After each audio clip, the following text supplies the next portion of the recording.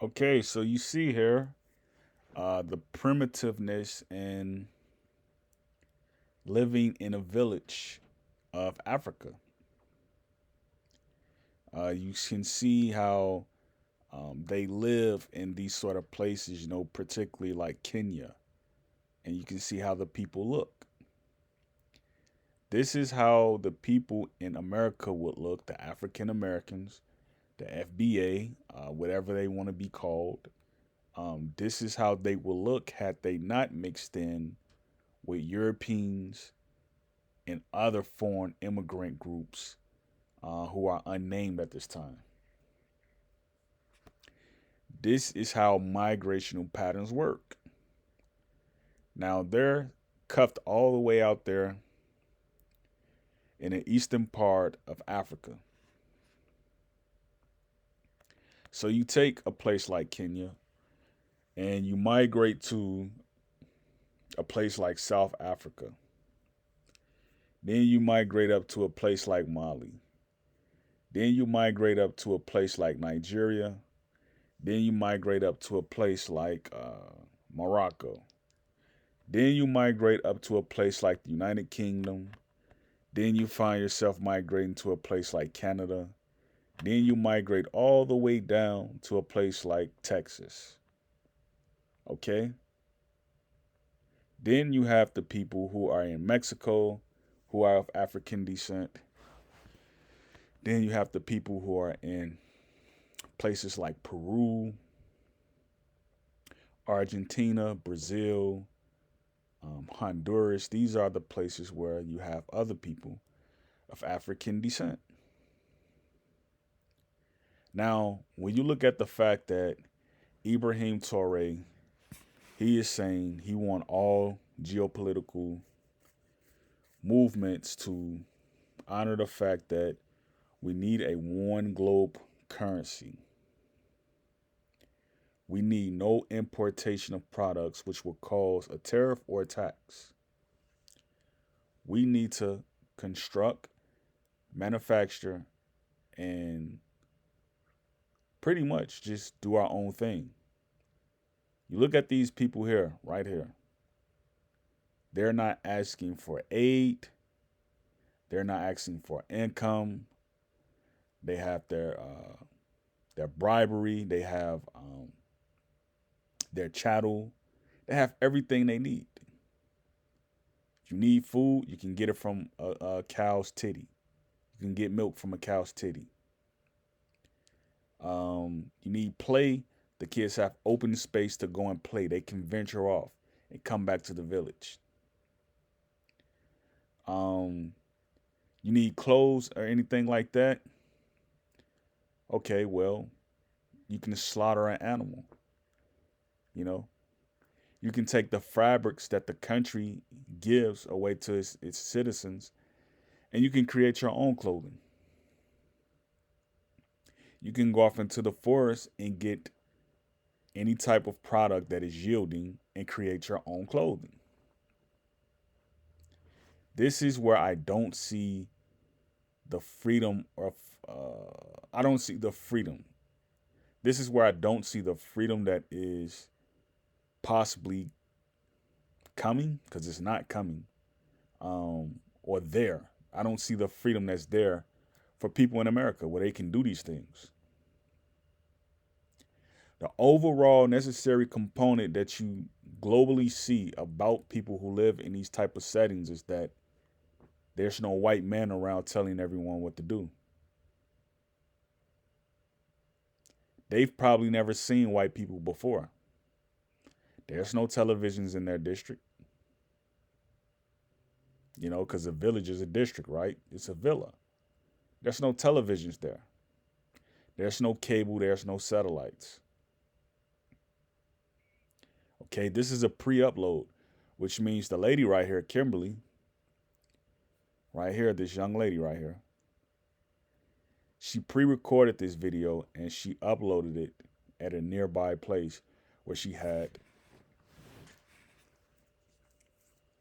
Wi Fi. The people here in America take everything for granted. They take the fact that they have free Wi-Fi for granted, which means they don't take the time to research what's going on in the world. They don't take the time to reconnect or link with the family members that they have in Africa, other places off the Melanesian um, settlements. They don't take time to see how their people are doing. They don't even know that they have people out there, really. And the ones who do, they take a disgust to the fact that, you know, their moms and fathers did something before, a while back where, it made them who they are now. It made them look the way that they look.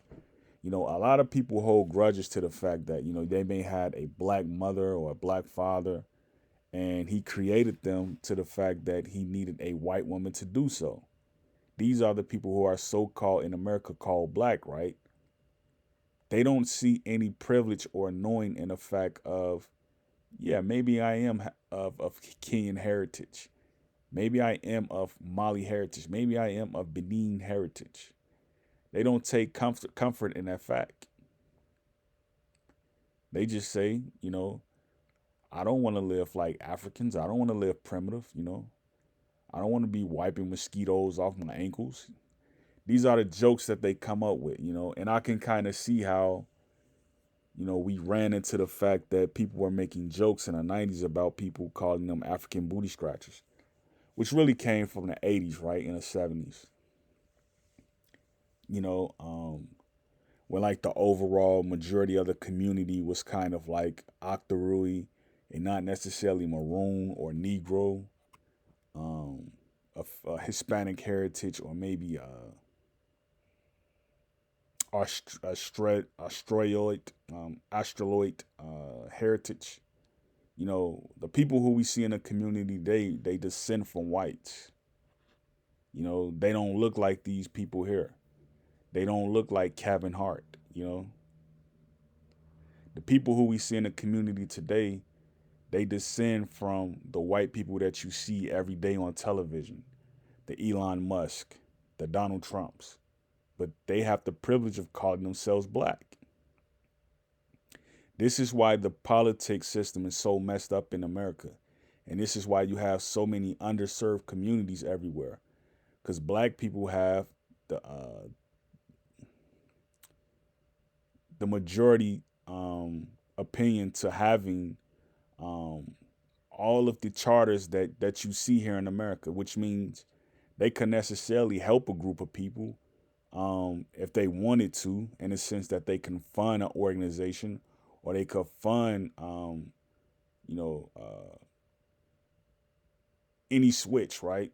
Because again, like you have Britain, right? They control the treasuries and the banks.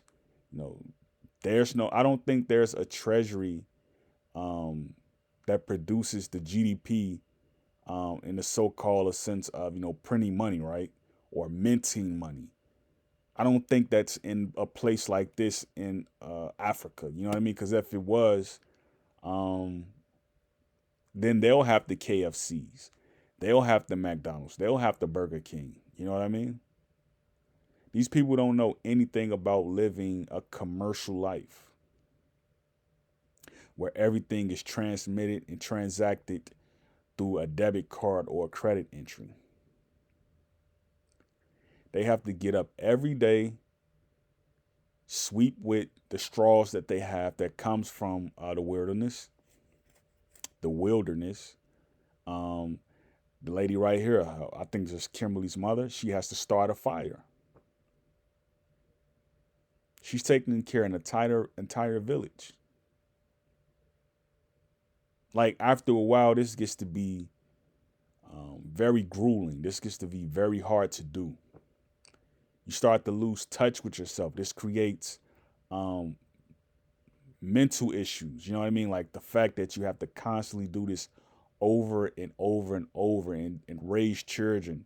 And, the politics is, you're not affected by what you don't see. You're not affected by what you don't see.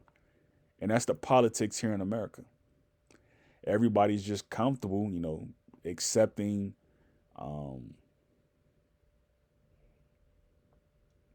grants.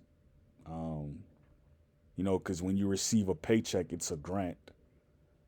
Everybody's comfortable receiving grants and, from the treasury every month. And, you know, no one cares about the suffering that's going on in other places of the world.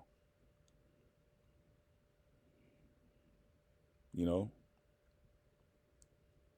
the people who showed them how to use YouTube, which are probably white people, right? Who showed them how to use YouTube, they instantly get this mark right here, this monetary mark, right? Because when you get so many watch hours, you're able to monetize your channel. You're able to get super chats then, you know?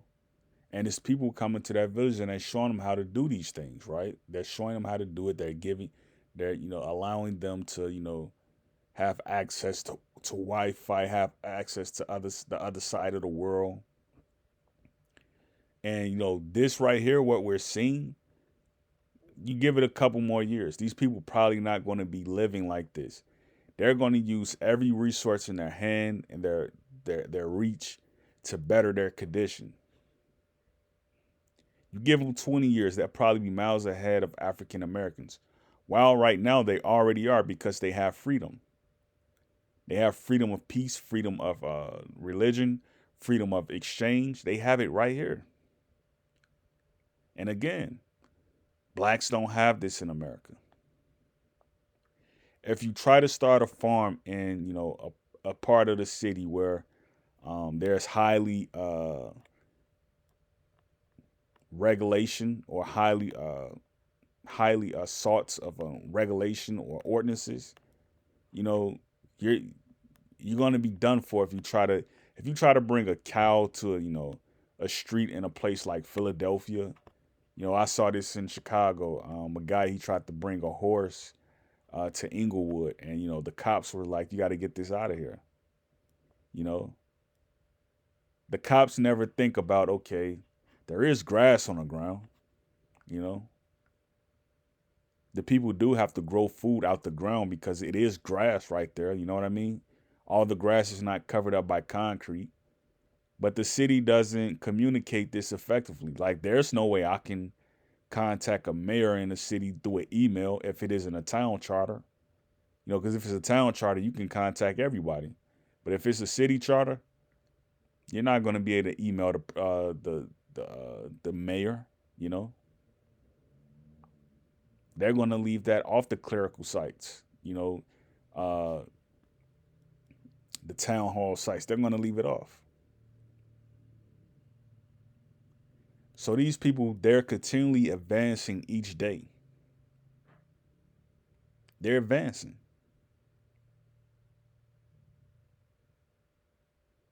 They're going to bring their traditions with them, which are their oral histories, their oral stories, their oral religion. They're going to bring it with them wherever they go. While black people in America are headed towards being repeat offenders,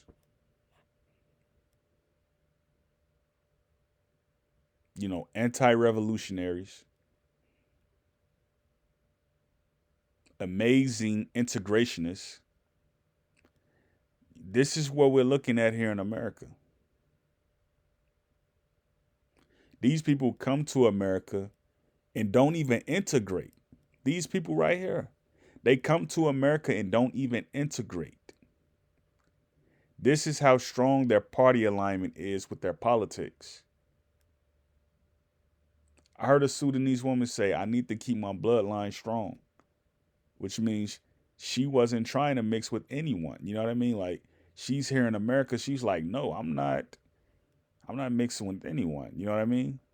She's on the West Coast and she said that. They carry their stories with them wherever they go. This is why I find beauty and amazement in the fact that these people, wherever they go, they don't forget who they are. Their men don't have to worry about the women. You know, now the ones who live in the cities in Africa, like, the big cities, like Accra, all those cities, Ghana, you know, Batur, Cameroon, all the big cities, right? These people, they're constantly at war because they're living like Americans. They're not remote anymore. And this is what you see in the South in America, where you have people who are still, like, to a degree, they're black, African American, right? But they still know in a sense that, their great great grandmother was, a sharecropper. They know these things. Like I was talking to a girl down there in Mississippi, and she was like, "Yeah, my mother, she was like, well, her grandmother still has a garden, you know." So I just thought that was kind of awesome, you know. These people understand what it means to be independent.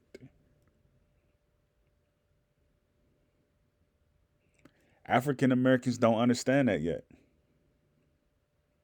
What Tariq movement, he only gathers what 8,000 people at most, and it's like 40 million of us. So what the message he's trying to reach, it's not reaching the streets of being foundational Black American. It's not reaching anyone.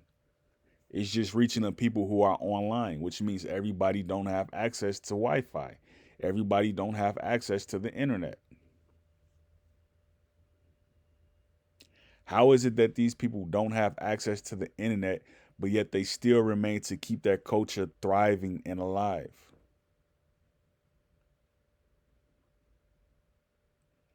They're not dependent on anyone. The world is dependent on them. There's no one these people can go to and say, I need to learn this or I need to learn that. They just don't have their technologies. They don't have it. Imagine if they knew how to use coding. Imagine if they knew how to use JavaScripts. They wouldn't be living in this stuff. They wouldn't be living in these huts. They would be better off.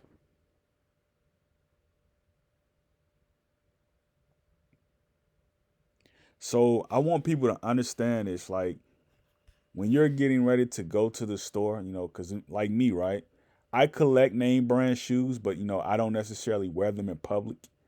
Like, I'll wear some rundown shoes in public, right? Or I'll wear some Payless shoes in public. Some shoes that you wouldn't even want to wear. Some Payless shoes, right?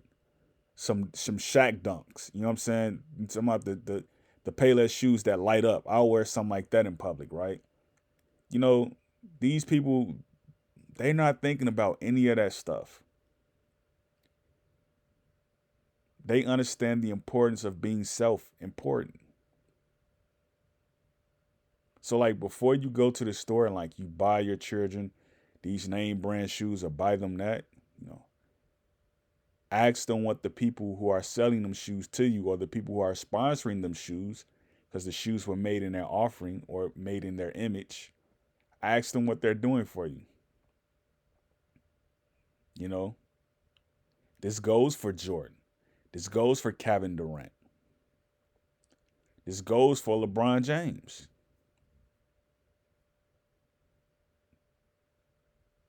Are they going to donate to a party that you align with?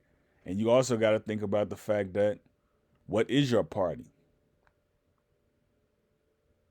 These people are nationalists, so they're purplists. These people are purplists because they're nationalists.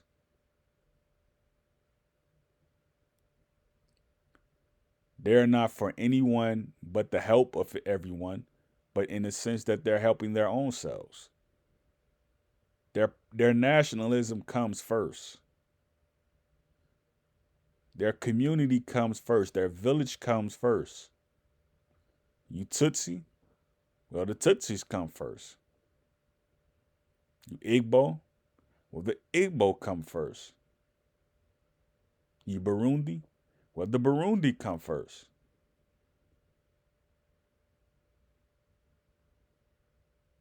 African Americans, they really need to find out who they are, and they need to really try to figure that out fast. Um, Michelle Obama, she has a podcast now, her and her brother, and you know, they're catching a lot of heat for a reason I really don't know. Allow people to be themselves. You know what I mean? Like, don't attack them. You know what I mean? Her politics doesn't align with mine, but okay, she's in America, and you know, people are trying to carve out their own um, plot. They're trying to carve out their own plot. You know, um, like when I see people like who had a head start, this is when I think of the gangs that's around America, like the gangs in Chicago. They're very limited in resources, but again, their popularity extends to no other. When I think of Michelle Obama, I just see someone who just lucked up and got, a husband who was selected to be in the White House. You know,